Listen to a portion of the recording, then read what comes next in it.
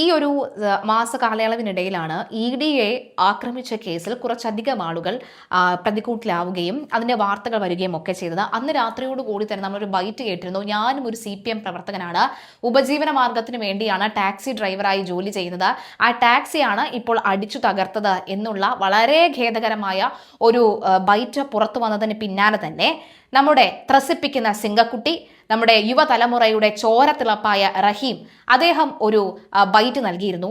ആദ്യം നമുക്ക് ആ ബൈറ്റ് കേൾക്കാം. ഇന്നലെ ED ഉപയോഗിച്ച് സഖാവ് പിണറായി വിജയന്റെ വീട്ടിൽ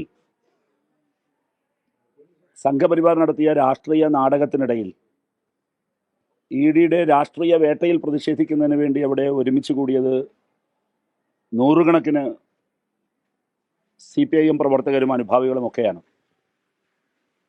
ED ഉദ്യോഗസ്ഥരെയും വഹിച്ചു വന്ന വാഹനങ്ങൾക്കു നേരെ പ്രവർത്തകരുടെ രോഷം അണപൊട്ടി ഒഴുകി. അപ്പോൾ ആ സംഭവത്തിൽ ഒരു ടാക്സി കാർ, അയാളൊരു തൊഴിലാളിയാണല്ലോ, ഒരു സാധാരണ തൊഴിലാളി, ആ കാർ ഉപയോഗിച്ച് ഉപജീവന മാർഗം നടത്തുന്നയാളാണ്. വലിയ പ്രതിഷേധത്തിനും രോഷത്തിനും ഇടയിലെ ആൾക്കൂട്ടത്തിനിടയിൽപ്പെട്ടുപോയ ആ കാറിൽ വലിയ നിലയിലാണ് ആ കാറിന് കേടുപാടുകൾ പറ്റിയത്. അയാൾക്കും പരിക്കേൽക്കുന്ന നിലയുണ്ടായി. അപ്പോൾ ഒരു തൊഴിലാളി എന്ന നിലയിൽ ആ തൊഴിലാളിയുടെ ഉപജീവന മാർഗം ആക്രമിക്കപ്പെട്ടു എന്നുള്ളതിൽ CPIM എന്നൊരു പാർട്ടിക്ക് അതിൻ്റെതായ ഒരു ധാർമ്മികതയുണ്ട് എന്ന് ഞങ്ങൾ തിരിച്ചറിയുന്നു. അതിൻ്റെ ഭാഗമായി ഇന്ന് രാവിലെ തന്നെ അദ്ദേഹത്തെ CPIMൻ്റെ പ്രമുഖരായ നേതാക്കൾ അദ്ദേഹത്തെ വിളിച്ചു. ആ വിവരം നിങ്ങളോട് പറയാനാണ് ഈ മാധ്യമ നിങ്ങളെ കണ്ടത്.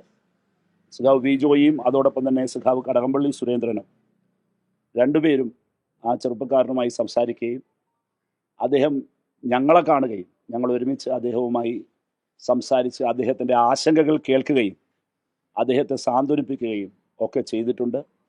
അദ്ദേഹത്തിനുണ്ടായ വ്യക്തിപരമായ ആ നഷ്ടത്തിൽ, തീർച്ചയായും ഒരു തൊഴിലാളിക്കുണ്ടായ വ്യക്തിപരമായൊരു നഷ്ടം, ഒരു സാധാരണ മനുഷ്യനുണ്ടായ വ്യക്തിപരമായ നഷ്ടത്തിൽ ഞങ്ങൾ അദ്ദേഹത്തോട് അങ്ങേയറ്റം വളരെ കൃത്യമായി തന്നെ സംസാരിക്കുകയും അദ്ദേഹത്തിൻ്റെ ആശങ്കകൾ കേൾക്കുകയും അദ്ദേഹത്തിൻ്റെ ആശങ്കകൾ പരിഹരിക്കുന്നതിനുള്ള ഇടപെടലുകൾ ഞങ്ങളുടെ ഭാഗത്തുനിന്ന് ഉണ്ടാകുമെന്ന് അറിയിക്കുകയും ചെയ്തിട്ടുണ്ട്. ഉപജീവന മാർഗമാണല്ലോ, അപ്പോൾ ആ അർത്ഥത്തിൽ ഞങ്ങളതിനെ കണ്ടിട്ടുണ്ട് എന്നുള്ള കാര്യം, അദ്ദേഹവുമായി സംസാരിച്ച കാര്യവും നിങ്ങളോട് വിശദീകരിക്കാൻ വേണ്ടിയിട്ടാണ് നിങ്ങളെ കാണാൻ വേണ്ടി തയ്യാറായത്.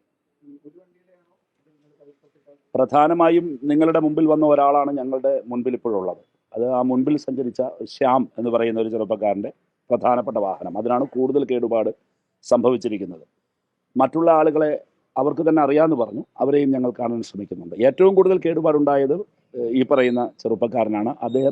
അദ്ദേഹത്തിൻ്റെ ആ യഥാർത്ഥ മാധ്യമങ്ങളോടും ഞങ്ങൾക്ക് കാര്യത്തിൽ നന്ദിയുണ്ട്. അദ്ദേഹത്തിൻ്റെ ആ ഒരു അവസ്ഥ സമൂഹത്തിന് മുമ്പിൽ അറിയിക്കുന്നതിൽ നിങ്ങളും വഹിച്ച പങ്കിനെ ഞങ്ങൾ ശ്ലാഘിക്കുകയാണ്. ഞങ്ങളും അക്കാര്യത്തിൽ ഞങ്ങളുടെ ഒരു രാഷ്ട്രീയ പാർട്ടി എന്നുള്ള നിലയിൽ CPIMനെ പോലൊരു തൊഴിലാളി ഞങ്ങളുടെ ഉത്തരവാദിത്തമാണതെന്ന് തിരിച്ചറിഞ്ഞാണ് ഞങ്ങൾ കൂട്ടായി ആലോചിച്ച് ആ ചെറുപ്പക്കാരനുമായി ഞങ്ങൾ നേരിട്ട് സംസാരിച്ചു.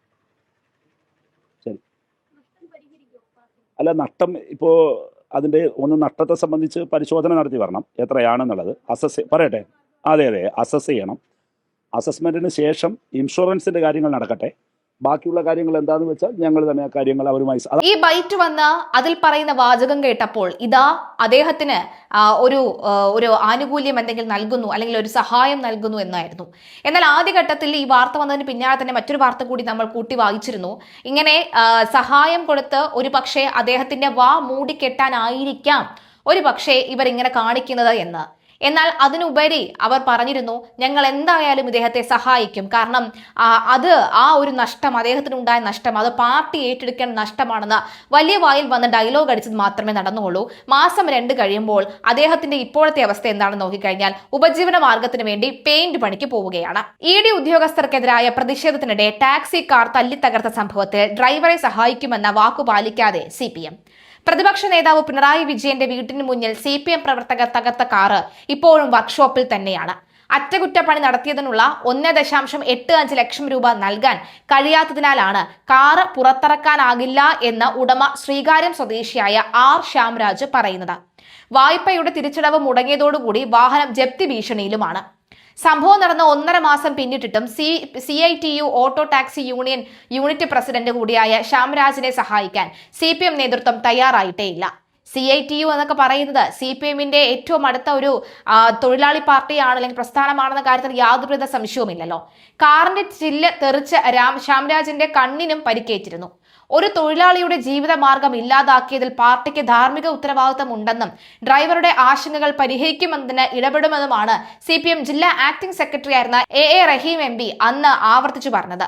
ഇന്ന് റഹീം MP പറഞ്ഞിടത്ത് പൂടയുമില്ല ആടുമില്ല. റഹീം MP ഡൽഹിയിലേക്ക് പറഞ്ഞു. ഇതിപ്പോൾ ഇന്ന് അദ്ദേഹത്തിന്റെ പേര് ചോദിച്ചു കഴിഞ്ഞാൽ ആരാണ്, ഏതാണ്, എന്ത് ഇടി, ഏത് ശ്യാംരാജ് എന്നൊക്കെ ചോദിച്ചു കളയും.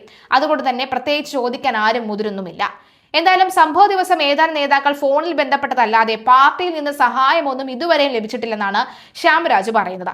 വാഹനത്തിന്റെ ഫിറ്റ്നസ് തീർന്ന് 2 ദിവസം കഴിഞ്ഞപ്പോഴായിരുന്നു ആക്രമണം. അതിനാൽ കേടുപാടുകൾ തീർക്കാൻ ഇൻഷുറൻസ് പരിരക്ഷയും ഉണ്ടായിട്ടില്ല. കാർ ഇല്ലാതായതോടുകൂടി ഉപജീവന മാർഗത്തിനായി പെയിന്റിംഗ് ജോലിക്ക് പോവുകയാണ് ശ്യാംരാജ് നിലവിൽ. മെയ് 27 നടന്ന സംഭവത്തിൽ CPM പ്രവർത്തകർ 2 കാറുകൾ ആക്രമിച്ചപ്പോൾ കൂടുതൽ കേടുപാടുകൾ ഉണ്ടായതും ശ്യാംരാജിന്റെ വാഹനത്തിനാണ്. 3 വനിതകളടക്കം 5 ഉദ്യോഗസ്ഥരാണ് വാഹനത്തിൽ ഉണ്ടായിരുന്നത്. ആദ്യം മുട്ടയെറിഞ്ഞ പ്രവർത്തകർ തുടർന്ന് ഇഷ്ടികയും കരിങ്കല്ലും ഉപയോഗിച്ച് കാറിന്റെ ചില്ലുകൾ അടിച്ചു തകർത്തു.